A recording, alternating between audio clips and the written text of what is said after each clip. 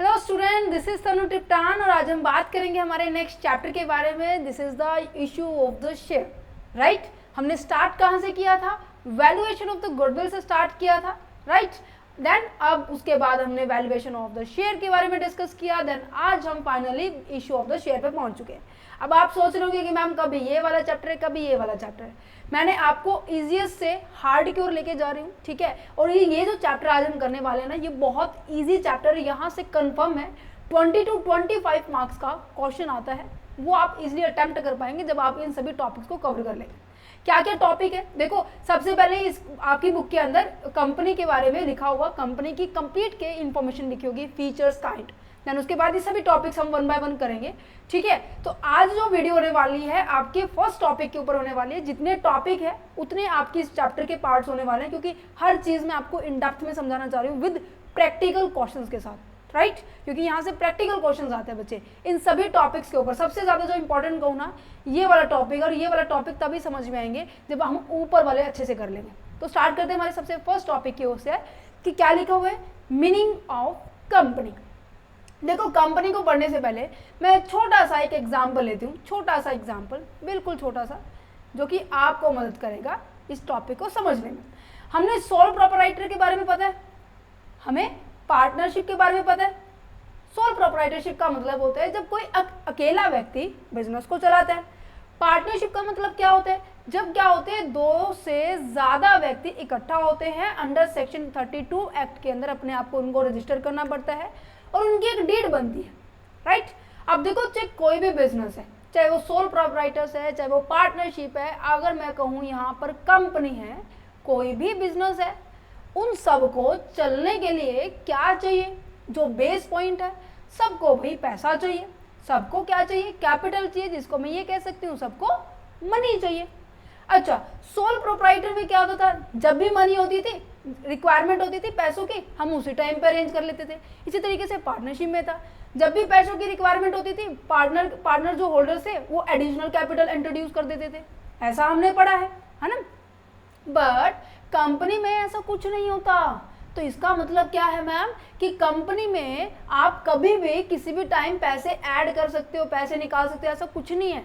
Company में एक fixed capital amount होती है, ठीक है। एक फिक्स्ड अमाउंट होती है जो कंपनी जब बनती है ना, तभी डिसाइड होती है कि हाँ जी, आपकी कंपनी में मैक्सिमम कैपिटल कितनी रहने वाली है। तो दैट मीन्स इसके अंदर ना एडिशन ना ही सब्सट्रैक्शंस क्या है, ईजिली नहीं होती। अगर करनी है तो बहुत सारी लीगल फॉर्मेलिटीज आपको परफॉर्म करनी पड़ती है। सो दैट्स द रीजन इसकी एक फीचर आ जाती है, जो कंपनी है ना, उसके अंदर जो कैपिटल होती है वो फिक्स्ड होती है। अच्छा, ये फिक्स कैपिटल मैम कहाँ लिखी होती है? ये बच्चे आपके मेमोरेंडम ऑफ एसोसिएशन में लिखी होती है। आपने पढ़ा था 3 चीजें होती है बहुत ज्यादा जरूरी, जो आपकी आर्टिकल्स में लिखी हुई है। आर्टिकल ऑफ एसोसिएशन में क्या लिखा होता है कि कंपनीज के रूल रेगुलेशंस लिखे होते हैं। मेमोरेंडम ऑफ एसोसिएशन में क्या लिखी होती है? कंपनीज की बाउंड्री लिखी होती है कि कंपनी क्या कर सकती है, कितने शेयर होल्डर्स की लिमिट्स है, ठीक है। कंपनी कितनी कैपिटल रेज कर सकती है, ये इसके अंदर लिखा होता है। तो जो कंपनी की फिक्स अमाउंट है वो लिखी होती है, मेंशन होती है किसके अंदर? मेमोरेंडम ऑफ एसोसिएशन के अंदर। अब मैंने कहा, मान लीजिए मेरी कंपनी है, ठीक है, मेरी जो कंपनी है कंसेप्चुअल स्टडी पॉइंट है, और इसको हमने जब स्टार्ट किया था, मान लो इस कंपनी को क्या है, इस कंपनी को क्या है, 1 करोड़ की मैं कह रही हूँ कि टोटल फर्म के अंदर कैपिटल की रिक्वायरमेंट होगी। छोटा एग्जांपल ले रहे हैं हम, ठीक है। ठीक है, मैंने कहा मेरी फर्म को पूरे लाइफ टाइम तक क्या है, 1 करोड़ की रिक्वायरमेंट होगी, ठीक है। अब मैंने कहा कि 1 करोड़ की रिक्वायरमेंट होगी, इतना मेरे पास ये क्या है, मैक्सिमम अमाउंट है, जो कि मैं क्या कर सकती हूँ, मेरी फर्म के अंदर यूज कर सकती हूँ, मेरी कंपनी के अंदर यूज कर सकती हूँ। इतना समझ में आया? अच्छा, जब मैंने कंपनी बनाई है, कि क्या मैं एक अकेले व्यक्ति से स्टार्ट कर सकती हूँ? नहीं, क्योंकि कंपनी में क्या होता है, ग्रुप ऑफ पर्सन होते हैं, ग्रुप ऑफ पर्सन होते हैं, क्योंकि नाम में ही लिखा हुआ है कंपनी, कि यहाँ पे डिफरेंट पर्सन आएंगे, इकट्ठा होंगे, और एक कॉमन गोल को अचीव करने के लिए सभी के सभी व्यक्ति उसके प्रति हर एक तरह की एक्टिविटी परफॉर्म करेंगे, राइट।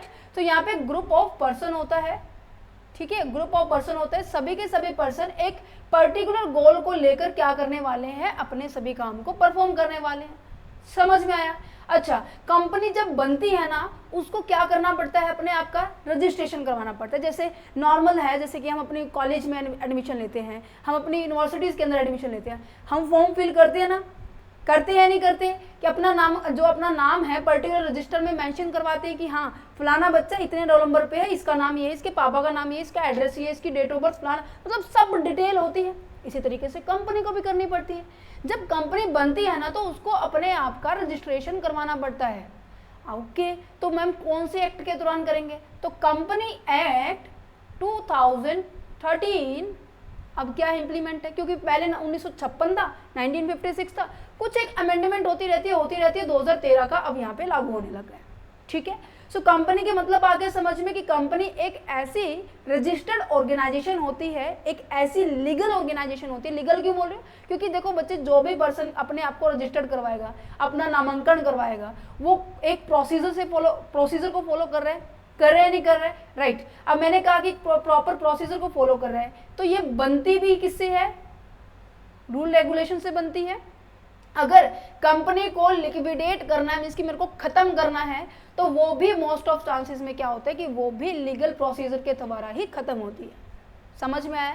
एक फिक्स्ड अमाउंट होती है, ग्रुप ऑफ पर्सन होते हैं, सभी पर्सन क्या करते हैं, एक कॉमन गोल के लिए करते हैं, और इसीलिए ये बोला जाता है जो कंपनी है ना, वो आप क्या होती है, आर्टिफिशियल पर्सन होती है, वो नेचुरल पर्सन नहीं होती, वो आर्टिफिशियल पर्सन क्यों बोला गया है? क्योंकि ये लॉ के द्वारा क्रिएट की गई है अकॉर्डिंग टू कंपनी एक्ट 2013 के अकॉर्डिंग। कोई भी पर्सन अगर अपनी कंपनी खोलना चाहता है, कंपनी बनाना चाहता है, तो उसको जरूरी है कि अपने आप को रजिस्टर्ड करे 2013 के अंदर, क्योंकि उसके अंदर है ना काफ़ी सारे प्रोविजंस है। जैसे कि उसको हर एक कंपनी को क्या करना पड़ता है, प्रोस्पेक्टस इशू करना पड़ता है, उसको अपने मोटिव सबमिट करने पड़ेंगे कि हाँ मेरा मोटिव क्या है, वो सोसाइटी के लिए क्या बेनिफिट दे रहा है, वो ऑर्गेनाइजेशन के लिए क्या बेनिफिट दे रहा है, वो अपने जो अपने इकोनॉमिक है उसको क्या बेनिफिट दे रहा है, वो सब चीज़ उसको मैंशन करनी पड़ेगी। अच्छा, जो रूल है वो फॉलो करने वाला है, वो चीज़ें मैंशन करनी पड़ेगी, इसीलिए ये इसको फॉलो करना पड़ता है। समझ में आया? चलो पढ़ते हैं क्या लिखा हुआ है। A company is a legal entity. Legal entity क्यों होती है वो मैंने भी बताया। Form by a group of individual. काफी सारे पर्सन होते हैं, इंडिविजुअल होते हैं, वो इकट्ठा हो जाते हैं, वो एंगेज होते हैं। क्यों होते हैं? एक बिजनेस को ऑपरेट करने के लिए। ऑब्वियस है जब सभी का नेचर सेम मिलेगा, सभी का इंटरेस्ट सेम मिलेगा, ठीक है, तो वो एक जैसी फील्ड में जाएंगे। अब देखो जो भी बच्चे कॉमर्स के हैं तो वो बीकॉम में है, बीबीए में है, एमकॉम में है, एमबीए में है ना। जो ह्यूमैनिटी के सब्जेक्ट से बिलोंग करते होंगे तो वो उनका फील्ड अलग है, जो साइंस फील्ड से बिलोंग करते हैं उनका फील्ड अलग है। तो जो भी एक कॉमन इंटरेस्ट से बिलोंग करते होंगे ना, तो उनका एक ग्रुप बनेगा और उस पर्टिकुलर गोल को अचीव करने के लिए वो सभी के सभी एक और काम करेंगे। समझ में आया?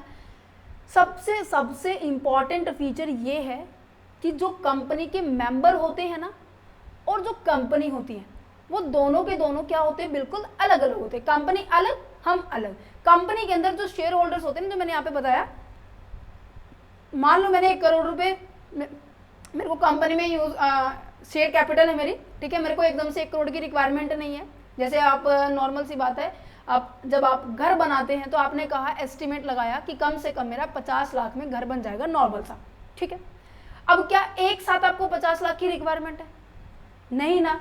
पहले क्या होगी, पहले 10 लाख की आप कोई लैंड खरीदोगे, तब उस टाइम 10 लाख की होगी। फिर आपने देखा कि उसके बाद मैंने उसके ऊपर बिल्डिंग सेटअप करने में मेरे को फिर 10 लाख रुपए लग रहे हैं, तो 2 महीने के बाद मैंने बिल्डिंग सेटअप की है, तो 2 महीने के बाद मेरे पास क्या है, 2 लाख की रिक्वायरमेंट होगी।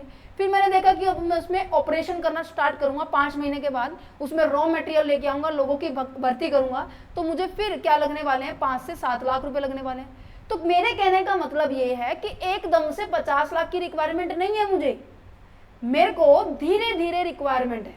तो मैं क्या करूंगी, अपने शेयर होल्डर्स को अपने पैसे को अरेंज करने के लिए मैं पब्लिक में एक नोटिस इशू करूंगी कि मेरी कंपनी का क्या निकल रहा है, शेयर इशू हो रहा है। जो भी इंसान मेरी कंपनी के लिए, जो भी पब्लिक है, इन्वेस्टर्स है, मेरी कंपनी के लिए इंटरेस्टेड होगी, वो क्या करेगा, मेरी कंपनी में पैसा इन्वेस्ट करेगा, है ना।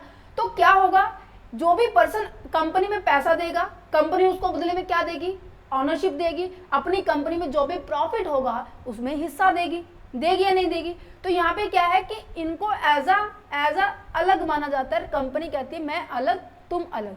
तुम्हारा खर्चा केवल उतना ही है जितने तुमने मेरे को कैपिटल दी है, तो तुम और मैं बिल्कुल अलग अलग है, सेपरेट लीगल एंटिटी हैं।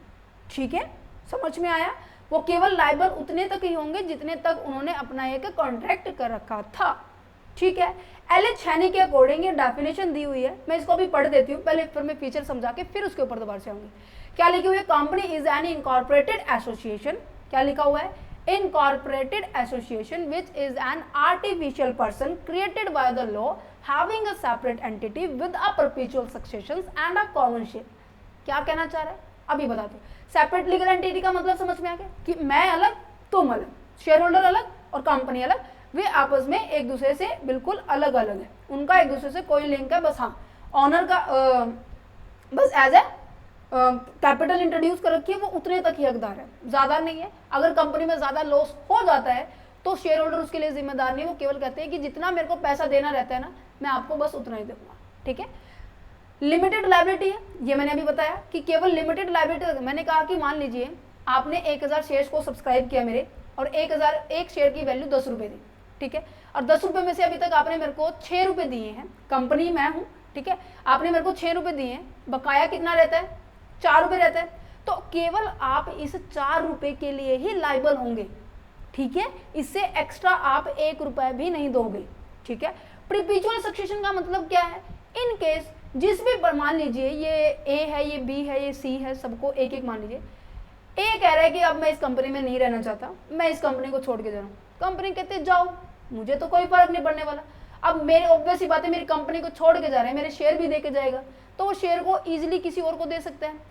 ठीक है, अब यहाँ पे ए के पास 10 शेयर थे, बी के पास क्या थे? 20 शेयर थे। अब ए कह रहा है कि मैं तो छोड़ के जा रहा हूँ, तो इसने क्या किया? अपने सारे शेयर किसको दे दिए? बी को दे दिया। टोटल शेयर कितने हो गए बी के? 3 हो गए, ये चला गया। तो यहाँ पर चाहे कोई इंसान आ रहा है, कोई इंसान जा रहा है, कंपनी को 1 रुपये का भी फर्क नहीं पड़ता। कहते हैं मेंबर में go, member may come, company will continuously go on go. Right, company क्या होती है? लगातार चलती रहती है, उसके ऊपर किसी भी तरह का किसी के मेंबर के आने का जाने का कोई फर्क नहीं पड़ता। ठीक है, तो अभी जिसके साथ मैंने लिंक करके समझाया कि ट्रांसफरेबिलिटी ऑफ द शेयर का मतलब क्या है कि पर्सन इजीली ट्रांसफर कर सकते हैं अपने शेयर्स को। राइट, लिक्विडिटी का मतलब क्या है? इजीली आप उसको सेल ऑफ कर सकते हैं मार्केट में, कभी भी किसी भी टाइम। अच्छा, कॉमन सेल का मतलब क्या है? अच्छा, मैं जब आपसे बोलते हैं, आपने जब एडमिशन लिया हुआ किसी यूनिवर्सिटी के अंदर, किसी भी कॉलेज के अंदर, तो आपसे हर डॉक्यूमेंट के नीचे आपके सिग्नेचर लिए होंगे नहीं लिए होंगे? और सिग्नेचर क्या रिप्रेजेंट करता है बेटा? आपके क्या रिप्रेजेंट करता है कि जो भी इसमें लिखा हुआ है उसके लिए मैं लायबल हूं, यही मतलब होता है। इसी तरीके से कंपनी के भी सिग्नेचर होते हैं। अब आप ये सोच रहे होंगे कि मैम कंपनी कैसे सिग्नेचर करेगी? कंपनी का तो नाम होता है, नाम इंटेंजिबल होता है, बट कंपनी को चलाने वाले डायरेक्टर तो है ना। कंपनी के जो डायरेक्टर है, ठीक है, जो कि कंपनी को रिप्रेजेंट कर रहे हैं, है ना। जैसे क्लास के अंदर मॉनिटर होता है, कोई भी दिक्कत होती है क्लास मॉनिटर के सामने आती है, और फिर क्लास मॉनिटर सभी को रिप्रेजेंट करता है, किसके सामने? प्रिंसिपल के सामने।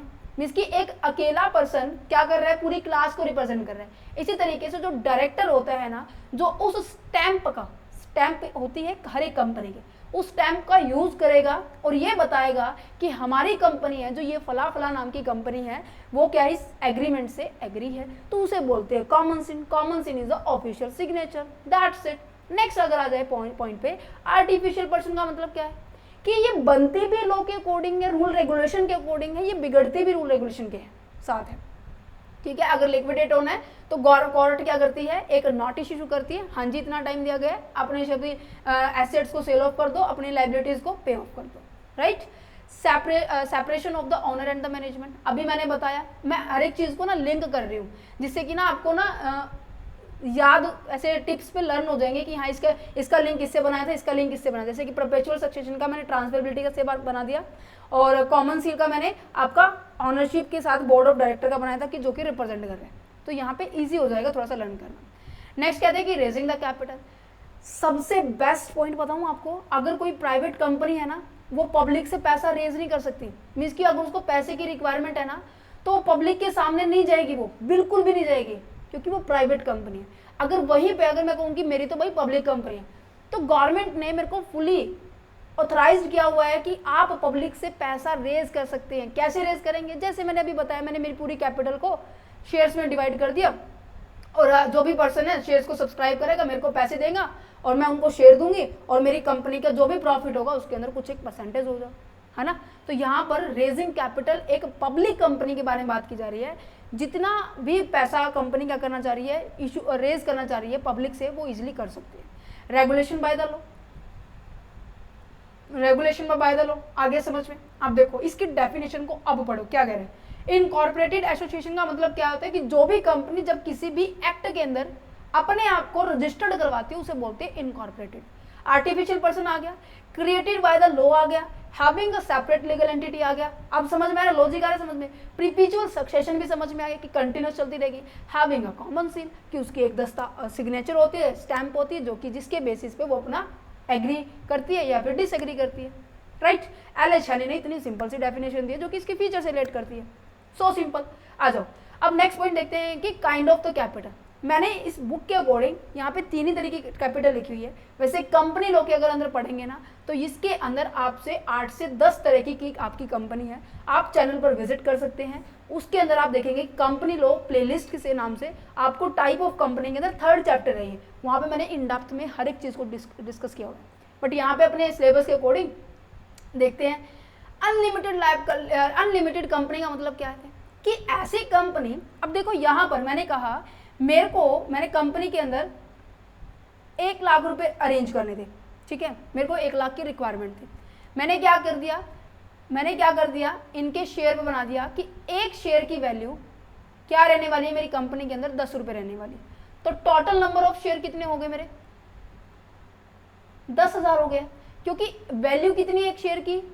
10 रुपए है, 10,000 शेयर है। अगर मैं इसकी मल्टीप्लाई कर दूं तो टोटल नंबर ऑफ कितनी कैपिटल होगी है? 1 लाख हो गई है। क्या ये यही कैपिटल होगी है? तो कहने का मतलब टोटल नंबर ऑफ शेयर कितने मेरे पास? 10,000। मान लीजिए यहाँ पर है मिस्टर एक्स, राइट। यहाँ पे मिस्टर एक्स है। मिस्टर एक्स ने मेरी कंपनी के अंदर 1,000 शेयर के अंदर कॉन्ट्रीब्यूट कर रखा है। मीन्स कि उसने अपना कितना पैसा दे रखा है मुझे? 10,000 रुपये दे रखा है और उस 10,000 के बदले में मैंने उसको अपने प्रॉफिट का परसेंटेज दिया हुआ है, ठीक है। अच्छा, अनलिमिटेड लायबिलिटी का कंपनी का मतलब ये होता है कि जब कंपनी के अंदर लॉस होता है, जब कंपनी के अंदर किसी भी तरह की ऐसी क्रिटिकल कंडीशंस आ जाती है जिसके कारण कंपनी को बंद करना पड़ेगा, तो उस समय पर ऐसे शेयर जिनकी लायबिलिटी क्या है? अनलिमिटेड है, ऐसी कंपनी जो कि अनलिमिटेड कंपनी है, वहाँ पर क्या होगा? शेयर होल्डर्स को 10,000 की बजाय उससे ज़्यादा की अरेंजमेंट भी करनी पड़ सकती है। क्यों? क्योंकि यहाँ पर बोला गया है अनलिमिटेड कंपनी का मतलब क्या है कि जहाँ पर आपकी लायबिलिटी क्या होती है? अनलिमिटेड होती है। मीन्स कि अगर कंपनी में नुकसान हो जाए तो आपको अपने घर के अंदर जितनी भी एसेट्स रखी है उनका यूज करके भी आपको क्या करना पड़ सकता है? कंपनी की लायबिलिटीज को पे ऑफ करना पड़ सकता है, जो कि बहुत ज़्यादा रिस्की है। फिर कहते हैं कि कंपनी, शेयर होल्डर कहते हैं ये तो बड़ा रिस्की है, हम दूसरी कंपनी में चले जाते हैं। दूसरी कंपनी कहते हैं company limited by the guarantee. कहते हैं इसका मतलब क्या है कि आपने कहा कि अब मैं 10,000 मैंने अपने पैसे किसी कंपनी में इन्वेस्ट किए हैं और उस कंपनी के 1,000 शेयर लिए, ठीक है। अच्छा, मैंने कहा कि जब कंपनी क्या होगी? लिक्विडेट होगी ना, जब कंपनी खत्म होगी, मैं उस टाइम 5,000 रुपये और एक्स्ट्रा का कॉन्ट्रीब्यूशन करूंगा। मैं जब कंपनी बंद होगी ना, मैं 5,000 रुपये और एक्स्ट्रा कॉन्ट्रीब्यूट करूंगा। मीन्स कि इतना तो क्या हो गया? फिक्स्ड है, इतना तो देना ही देना पड़ेगा, क्योंकि आपने कंपनी के 1,000 शेयर ले रखे हैं, तो ये तो कंपलसरी है भाई, आपको 10,000 रुपये देने पड़ेंगे। अच्छा, 5,000 आपने खुद कहा है कि गारंटी दी है कि जैसे आपने देखा है कब आपने कभी दिया अपने दोस्त के रिगार्डिंग कि ये पैसे नहीं देगा ना तो कोई नहीं, मैं दे दूंगा इसको, इस तारीख तक ये नहीं देगा तो मैं दूंगा। तो गारंटी का मतलब क्या है कि उस टाइम पर आपको वो पैसा देना पड़ेगा। ये मोस्ट ऑफ क्या होती है? जब आपकी कैसी कंपनी होती है? आपकी नॉन प्रॉफिट ऑर्गेनाइजेशन कंपनी होती है, ठीक है। क्या लिखा हुआ है? Company listed by the guarantee is a type of the company where the member liability is limited to the specific amount. एक स्पेसिफिक अमाउंट, मैंने देखो 5,000 लिखा है, ये स्पेसिफिक अमाउंट ही तो है, स्पेसिफिक अमाउंट ही तो है। Agree to contribute in case of the company to wound up. जब कंपनी बंद होगी, लिक्विडेट होगी, वाउंड अप होगी, उस टाइम वो कॉन्ट्रीब्यूट करेंगे उस पैसे का। So simple.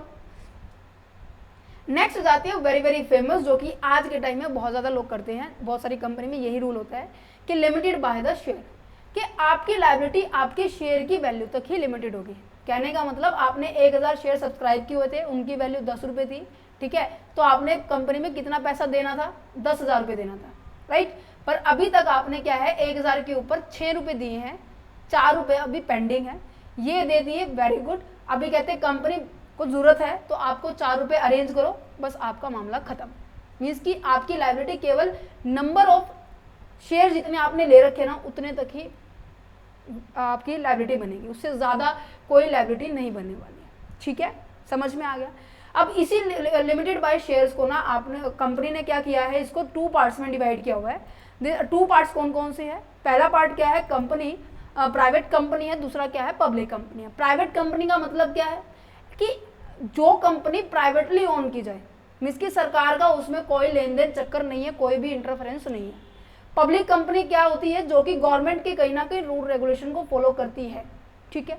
प्राइवेट कंपनी को अगर मैं पब्लिक कंपनी के साथ कंपेयर करूँ ना तो बहुत ज़्यादा डिफरेंस मिलेगा। सीधा मैं आ जाती हूँ डिफरेंस के ऊपर, क्यों? क्योंकि इसका डिफरेंस एग्जाम के पॉइंट ऑफ व्यू से वेरी वेरी इंपॉर्टेंट है, एग्जाम के पॉइंट ऑफ व्यू से वेरी वेरी इंपॉर्टेंट है। सबसे पहले क्या लिखा हुआ है, ओनरशिप। अब देखो जो प्राइवेट कंपनी होगी ना, मैं पहले यहाँ पे लिख देती हूँ, पहले मैं आपको छोटा सा एग्जाम्पल देती हूँ। प्राइवेट जो कंपनी है ना वहाँ पर कुछ एक ज़्यादा रिस्ट्रिक्शंस भी मिलेगी, बट पब्लिक कंपनी के अंदर क्या होगी, रिस्ट्रिक्शंस नहीं होती। अभी मैंने आपको पब्लिक कंपनी के रिगार्डिंग बताया, जो कंपनी की फीचर बताई है ना वो मोस्ट ऑफ आपकी पब्लिक कंपनी की है, कि यहाँ पे जो शेयर को क्या किया जा सकता है, ईजिली क्या किया जा सकता है, ट्रांसफर किया जा सकता है, ठीक है, ईजिली क्या किया जाता है, ट्रांसफर किया जा सकता है। यहाँ पर जो ग्रुप ऑफ इंडिविजुअल होने वाले हैं ना, जो मेंबर होने वाले हैं, वो क्या होने वाले, कम से कम 7 होंगे, और मैक्सिमम कोई लिमिट नहीं है, भाई जितने मर्जी है आ जाओ, तुम सबको हम अपना मेंबर बना लेंगे, लेट्स कम, राइट। तो यहाँ पर कोई लिमिट नहीं है, मैक्सिमम लिमिट है ही नहीं। बट प्राइवेट कंपनी पता क्या कहती है, भाई हम तो 2 और 200 का हिसाब रखेंगे, मीन्स की कम से कम 2 होने चाहिए, मैक्स टू मैक्स हमारे पास कितने होने चाहिए, 200 होने चाहिए। जब भी कोई कंपनी होती है ना, कभी आप नोट करना, आप किसी भी इंडस्ट्री में जाना या फिर किसी भी साइट पे जाओगे या फिर आप कोई भी यूनिवर्सिटी देखते हो तो उसके पीछे एक वर्ड लिखा होता है, क्या, पीवीटी लिमिटेड। पीवीटी लिमिटेड का मतलब क्या है कि वो प्राइवेट लिमिटेड है, मीन्स कि जो भी कंपनी है उसको अपने नाम के पीछे ना प्राइवेट लिमिटेड लगाना पड़ता है, ये कंपलसरी है। अगर कोई लिमिट प्राइवेट कंपनी नहीं है, वो सरकारी कंपनी है, पब्लिक कंपनी है, तो उसे हम क्या कहेंगे, वो जस्ट ओनली लिमिटेड शब्द का यूज करेगी। That's a main difference between it, right. अच्छा, जो डायरेक्टर होते हैं, बोर्ड ऑफ डायरेक्टर होते हैं, अब कंपनी देखो ये छोटी है, small number of share holders है, यहाँ पे 200 का हिसाब है, तो डायरेक्टर भी क्या होंगे, थोड़े ही होंगे, 2 है यहाँ पे डायरेक्टर, यहाँ पे कितने डायरेक्टर है, 3 डायरेक्टर्स है, ठीक है। यहाँ पे क्या होता है, पब्लिक से क्या पैसा रेज किया जा सकता है ना, और पब्लिक से पैसा रेज करने के लिए उसे क्या करना पड़ेगा, क्या कोई भी इंसान किसी भी कंपनी में ऐसे इन्वेस्ट कर देते हैं। अच्छा, मैं आपको कह रही हूँ, आपको एडमिशन लेना है, ठीक है, अब अभी आप फिलहाल ग्रेजुएशन में हैं, ठीक है, +2 में हैं, ठीक है, अब उसके बाद जब कहीं भी आप एडमिशन लेंगे, किसी भी यूनिवर्सिटी में एडमिशन लेंगे, क्या आप उसमें ऐसे एडमिशन ले लेंगे, उसकी कुछ रेपुटेशन देखेंगे ना कि उसकी वैल्यू है या नहीं है। जैसे एमबीए के बहुत सारे बच्चे ऐसे करते हैं कि एमबीए में वहाँ पे एडमिशन लेंगे जहाँ पर जिसकी रेटिंग पावर बहुत ज़्यादा है, ठीक है, जहाँ पर प्लेसमेंट हमें अच्छी मिले, है ना। तो हम क्या करते हैं, हर एक जो यूनिवर्सिटीज़ का प्रोस्पेक्टस चेकआउट करते हैं नहीं करते। इसी तरीके से कंपनी को भी अगर कैपिटल पब्लिक से रेज करनी है तो उसे ज़रूरी है कि वो प्रोस्पेक्टस को इशू करे। प्राइवेट को तो रिस्ट्रिक्शन है कि पब्लिक से पैसा तो रेज कर ही नहीं सकती। So simple. तो यहाँ पर पहली बात तो limited number of share holders है, प्रोहिबिटेड किया गया है कि पब्लिक से पैसा रेज नहीं कर सकते, और ट्रांसफर करने में भी प्रोहिबिटेड किया गया। तो एलपीटी का कंसेप्ट याद रखना, ठीक है, एलपीटी का कंसेप्ट याद रखना कि मेंबर्स क्या है, लिमिटेड है, शेयर्स को आप ले नहीं सकते कहीं से। तो सबसे देखो पहले यहाँ पे डिफरेंस क्या लिखा, डिफरेंस नंबर 1, ऑनरशिप क्या है, own by the small group of the people such as the family भी हो सकती है, फ्रेंड्स भी हो सकते हैं। बट यहाँ पर क्या है, जनरल पब्लिक होती है, हम और आप जैसे लोग होते हैं, राइट। इसके अंदर जो मेंबर्स ऑफ शेयर होल्डर्स है ना, कितने हो सकते हैं, मिनिमम 2 और मैक्सिमम 200 हो सकते हैं। बट यहाँ पर कितने हो सकते हैं, 7, और मैक्सिमम का तो भाई कोई अंत ही नहीं है, नो अपर लिमिट कोई नहीं है। शेयर ट्रेडिंग कहाँ की जाती है, यहाँ पर फ्रीली ट्रेडिंग नहीं की जा सकती, हम पब्लिक को अपने शेयर्स को सोल्ड नहीं कर सकते। बट यहाँ पर हम क्या कर सकते हैं, पब्लिक को फ्रीली सोल्ड कर सकते हैं। स्टॉक एक्सचेंज में हम रजिस्टर्ड होते हैं और वहाँ पे जो भी चाह रहे हैं आ जाओ भाई, जिसको लेना है कंपनी का शेयर लो। रेगुलेशन की अगर बात की जाए, यहाँ पर जो प्राइवेट कंपनी है ना, देखो अब जो गवर्नमेंट कंपनी है वो प्रोस्पेक्टस इशू करेगी, ठीक है। और जब कंपनी बनती है तो उसे क्या करना पड़ता है, अपने प्रोस्पेक्टस को सबसे पहले सबमिट करना पड़ता है। पता है जो प्रमोटर होता है ना कंपनी का, जो कंपनी बनाता है, कंपनी की आइडिया जिसका दिमाग में आइडिया था वो इन सभी चीज़ों को करता है। तो ऑब्वियसली बात है वहाँ पे रूल रेगुलेशन बहुत ज़्यादा स्ट्रिक्ट होंगे, पर प्राइवेट कंपनी में ऐसा कुछ नहीं है रेगुलेशन रिगार्डिंग के, राइट। नेक्स्ट क्या है, ट्रांसफर ऑफ शेयर। अभी बताया ट्रांसफर फ्रीली कौन कर सकते हैं, इजीली ट्रांसफर कर सकते हैं, पब्लिक कंपनी, यहाँ पे तो रिस्ट्रिक्टेड है, राइट। नेक्स्ट आ जाता है disclosure of the requirement. That means कि अगर अब देखो जिसको पब्लिक से पैसा उठाना है वही तो अपने बारे में इंफॉर्मेशन डिस्क्लोज करेगा ना। क्या ऐसे कोई भी आंख बंद करके कोई भी ऐसे बताता चलेगा कि हाँ मेरी कंपनी में इतना चल रहा है भाई, मेरी कंपनी में इतना चल रहा है, ऐसा कोई होता है? जिसको पब्लिक से पैसा उठाना होगा, और पब्लिक से पैसा कौन उठाता है, पब्लिक कंपनी उठाती है। तो उसी को जरूरी है कि अपनी जो फाइनेंशियल इंफॉर्मेशन है ना, कि कंपनी की जो प्रॉफिट एंड लॉस की जो बैलेंस शीट होती है, प्रॉफिट एंड लॉस होता है, बैलेंस शीट होती है, ट्रायल बैलेंस होता है, कैश फ्लो स्टेटमेंट होता है, फंड फ्लो स्टेटमेंट होता है, रेशियो एनालिसिस का कंसेप्ट है, ट्रेडिंग एनालिसिस है, सब कुछ रिप्रेजेंट करना पड़ता है कि पिछले साल ये था, इस साल मेरी परफॉर्मेंस ये है, आगे आने वाले साल में इस तरीके से हम परफॉर्म करने वाले हैं। बट प्राइवेट कंपनी को कोई डिस्क्लोज करने की रिक्वायरमेंट नहीं है। समझ में आया? डायरेक्टर की अगर बात की जाए 7 पॉइंट यहाँ पे मिनिमम 2 होते हैं, मैक्सिमम यहाँ पे पब्लिक में 3 होते हैं। थर्ड पॉइंट 8 पॉइंट क्या है, कैपिटल रेज कहाँ से की जाती है, can not raise the capital from the general public, this is the raise from the general public, right. Then 9th point is that कि उनको प्राइवेट लिमिटेड अपने नाम के पीछे लगाना पड़ता है, यहाँ पर लगाने की कोई जरूरत नहीं है। एग्जाम्पल आपको देख सकते हैं, कोई भी एग्जाम्पल ले लीजिए आपके आसपास में, इन्वायरमेंट में इवन कोई भी पोस्टर लगा होगा ना कि फलाना trading company, manufacturing trading company, उसके पीछे लिखा मिलता है मोस्ट ऑफ प्राइवेट कंपनी, ठीक है।